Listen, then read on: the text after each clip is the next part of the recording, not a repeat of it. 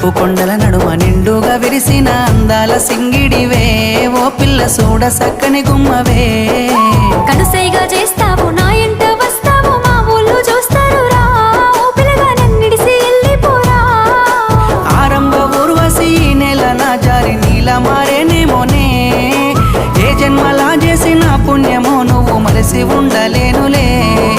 నిండు పున్నమి వేళ ముద్దుంగా నవ్వేటి అందాల జాబిల్లివే ఓ పిల్ల సొగసైన సిరిమల్లెవే